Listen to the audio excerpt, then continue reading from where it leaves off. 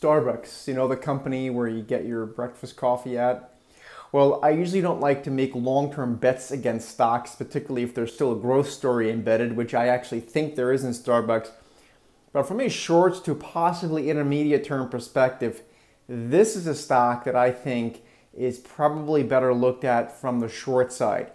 I'm going to show you guys two charts right now that are very well defined. I think there's great reward to risk here, particularly through the lens of visual analysis, which really helps us kind of, you know, as traders, define our risk if there's clearly definable visual sort of lines and stuff. So let's go into it. By the way, I got a new cast. I got this sort of, I don't know, it's like a skateboard cast. I think another week or so, and then this broken wrist should be healed. So looking forward to that.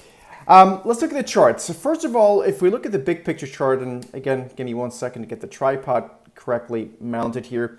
But this is the sort of longer term chart of Starbucks. And what you can see is it spans all the way back to the 2009 lows.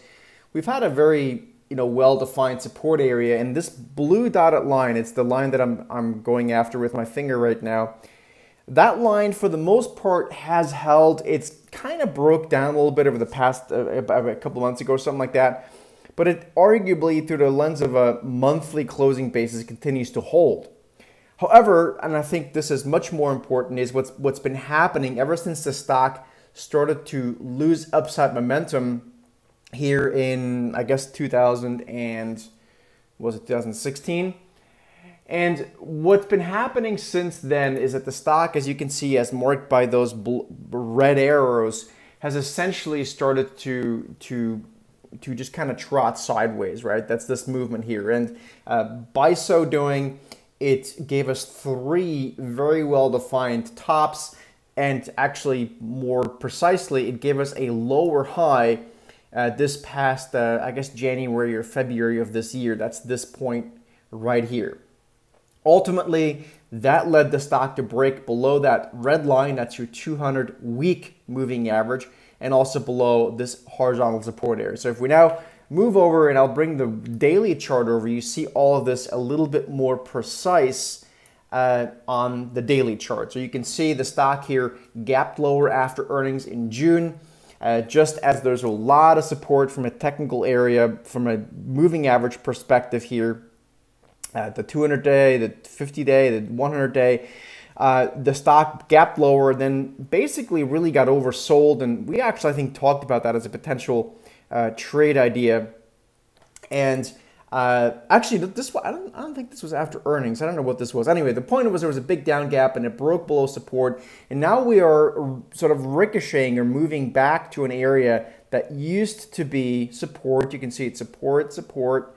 And then here we sliced through it, and it's now looking like this area will potentially become resistance. This area is somewhere in the low 50s, anywhere between 52 to 53 or so, even maybe a little bit higher is game.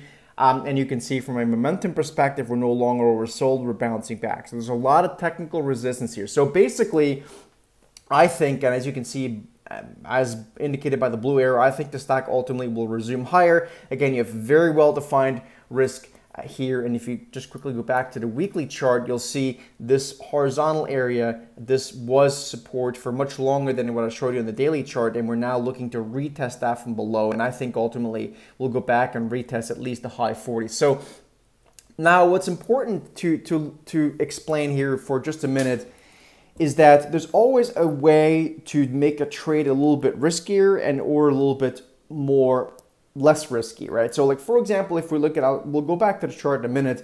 If you look at shares of Starbucks right now, and this is a stock that right now, it just rallied again, I think yesterday. So to me, I don't really want to get short that stock or buy puts or buy put spreads right now. I'd like to wait for some sort of a bearish reversal that tells me that the buying power, the buying pressure has abated, and it hasn't yet, right?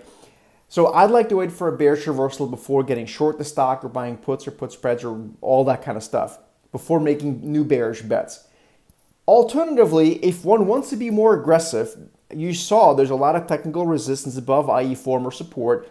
One could go ahead and already start shorting the stock, or again, buy puts, spreads, whatever you want to do to some extent. I wouldn't make it a full position, but one could leg into it to kind of dabble a little bit.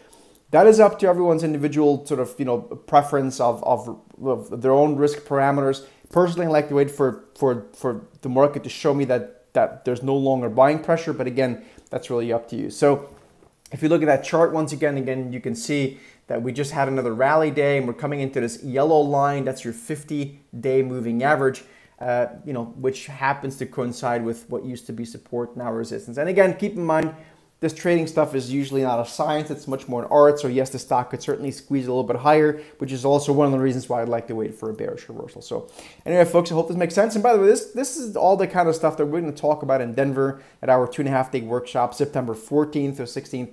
Please join us there. Please let us know if you have any questions in the comment section down below. Send us an email, support@thesteadytrader.com. And we'll look forward to making you a successful trader in Denver. Take care.